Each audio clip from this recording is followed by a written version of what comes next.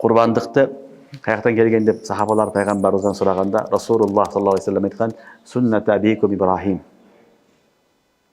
Бул узхия, курбандык каяктан келген я Расулуллах, кандай ибадат дегенде, "Сунната абикум Ибрахим алейхиссалам". Силердин атаңар Ибрахим алейхиссаламдын несі сүннети деген. Аллах субханала ва таала өтө кадырдуу зат. Аллах субханала ва таала бендесинин кылган кызматыны, кылган курбанчылыгыны кабыл кылат.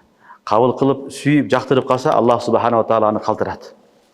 Ибрахим алейхиссалам пайгамбарлардын ичиндеги Абул Анбия, пайгамбарлардын атасы, Улул Азм пайгамбарлардын бүт баарынын атасы. Ибрахим алейхиссалам пайгамбарыбыздын атасы болот. Ибрахим алейхиссалам пайгамбарыбыз Исмаил алейхиссаламдын баласы. Исмаил алейхиссалам кимдин баласы? Ибрахим алейхиссалам баласы. Ошондуктан бүткүл пайгамбарлардын атасы болгон Ибрахим алейхиссаламдын неси деген сүннөтү деген. Ибрахим алейхиссаламды Аллах субханала ва таала көптөгөн имтихандар менен сынаган. Көптөгөн сыноолордон өткөн. Ошолордун бүт баарыны жакшы өтүп, жеңип чыккандан кийин Аллах субханала ва таала Ибрахим алейхиссаламга Халилуллах деп лакап берген. Халилуллах дегени эң жакын дос деген. Халилуллах некен?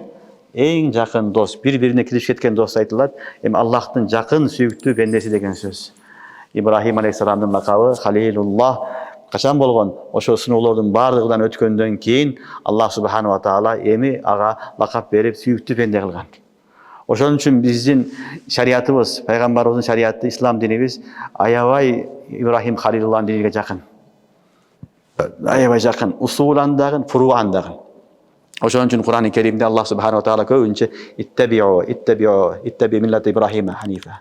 Иттаби миллата Ибрахима ханифа деп өкүм берет. Ибрахимдин динине эргешкен деген өкүмдөр келет. Себеби Ибрахим алейхиссаламдын дини менен биздин дин усулан ва фуруан өтө бири-бириге жакын. Жакын болгон үчүн Аллах субханала ва таала ушундай өкүмдөр берет. Ибрахим алейхиссаламды балдар Аллах субханала ва таала көптөгөн сыноолор болгон, сынаган.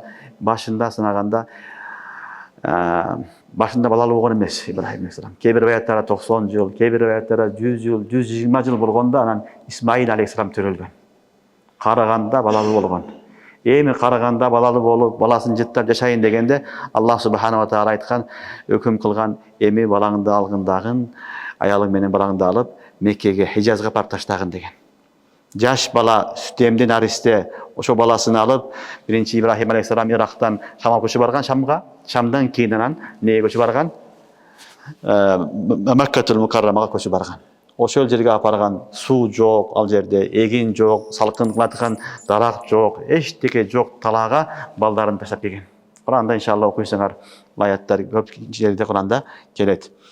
Таштаган, ошол жерге баргандан кийин Аллах субханала ва тааланан ошол жерге таштап кайткын сен деген.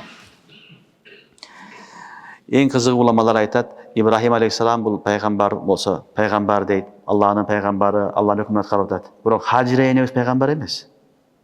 Хажира энебиздин эмгегини карагыла, анын курбанчылыгын карагыла, чыдамкайлыгын караш керек. Аллахтын өкмү болсо, анда мен даярмын деп калган.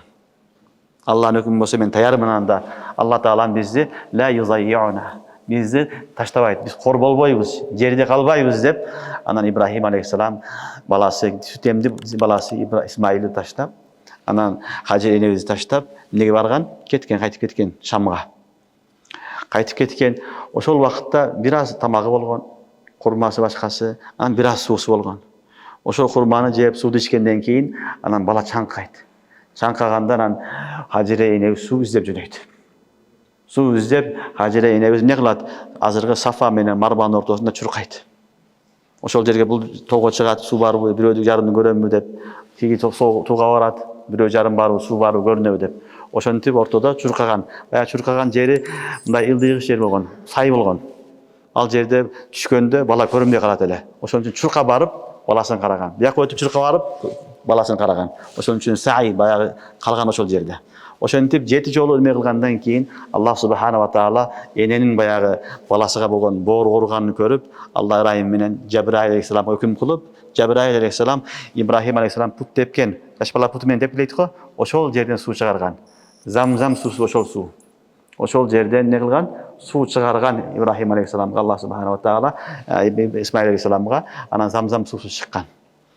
Аллах субхана ва таала ушул Хажира энебиздин кылган курбанчылыгын кабыл кылып, диндин бир жүзү кылып койгон. Кыяматка чейин канча адам хажыга барса, ошол жерде Сафа менен Марвада сайы кылат. Сафа менен Марвада сайы кылбасаң хажың толук болбойт. Хаждын бир рүкүнү болгону харижул месчид, месчиттен сырткаркы нерсе, эки тоонун ортосу болгон. Бирок чуркайсың. Аллахка жакты. Аллахка жаккан үчүн Аллах субхана ва таала бул үйдөн ушундай кабыл кылган. Алардын ар бир ишини шариаттын, диндин бир бурчу болуп калган. Диндин бир жүзү болуп калган. Аллах субхана ва таала ошол немени калтырган, бул Хажира энебиздин курбанчылыгы. Ошол жерде Аллахтын өкүмү болсо мен макулмун. Мал беттеме жырткыч жеп коюшу мүмкүн, ачка өлүп калышы мүмкүн, суу жок өлүп калышы мүмкүн. Бирок бардыгыга чыдап, Алла айткан болсо Алланын тагдырыга ишенем, Алланын айткан болсо Алла бизди сактайт деп ишеним менен ушул ишти кылды. Аллах субхана ва таала бул курбанчылыгын кабыл кылды.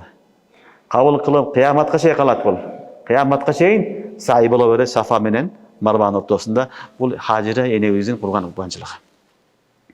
Анан баласы Ибрахим алейхиссалам, баласы Исмаил алейхиссалам эң акыры чоңой баштаганда, сай кылы баштаган учурда Аллах субхана ва таала бир түш көрөт. Ибрахим алейхиссалам түш көрөт. Түшүндө баласын соёт. Баласын курбанчылык кылат.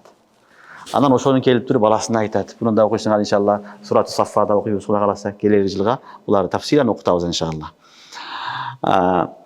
Пайгамбарлардын түшү балдар вахий болот. Пайгамбарлардын түшү да вахий болот. Ошо вахийдин негизинде келип баласы менен кеңешет. Баласы менен айтат: "Я бунайя инни раайту фил манам анни азбахук. Фанзур маза тара." Куранда айтат: "Эй балам, мен түш көрдүм, түшүмдө сени курбандыкка чалыпмын. Сен эмне дейсиң?" дейт. Баласынын жообун карагыла: "Иф'ал бима ту'мар. Иф'ал бима ту'мар. Сатажидуни иншааллаху минас сабирин." Аллах кандай өкүм берсе, ошондой аткарыңыз дейт. Иншаалла мени сабырлуулар менен табасыз, мени сабырдуу абал табасыз, мен сабыр кыламын дейт. Жаш бала, буга жете элек жаш баланы не болду? Курбанчылык кылганга Алла таала өкүм кылып атат. Ал дагы 90 жашында же 100 жашындагы аксакал адам балалуу болуп атат. Баланын кадырын билген карыгандагы баласыны сойгонго Аллах субхана ва таала өкүм кылып атат.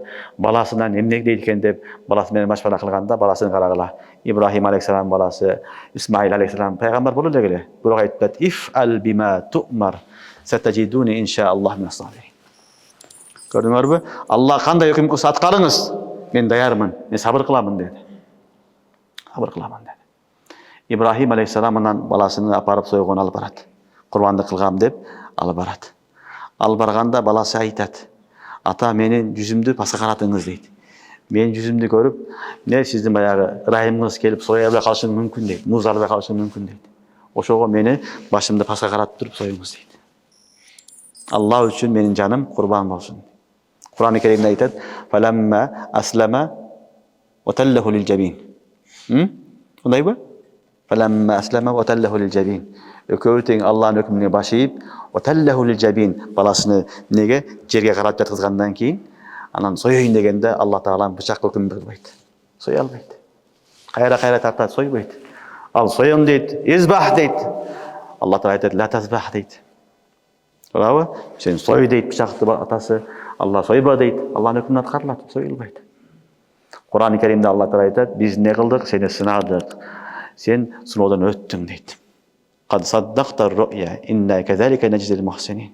Wa fadainahu bi zabhin azim." Кур'анда Алла айтат. Анан баласыны музай алгандан кийин Аллах субхана ва таала айтат: "Эй Ибрахим, сен не кылдың? Айткан имтихандан өттүң, сыноодон өттүң. Сага биз кабыл кылдык сени. Эми сага балаңдын ордуна мынау кочкорду курбанчылык кылып бердик" деген. Асмандан бейиштен бир курбанчылык келет. Асмандан түшөт бир не кочкор, ошону Ибрахим алейхиссалам курбандык кылат. Курбандыктын негизги тарыхы кыскача ушундай болуп башталган.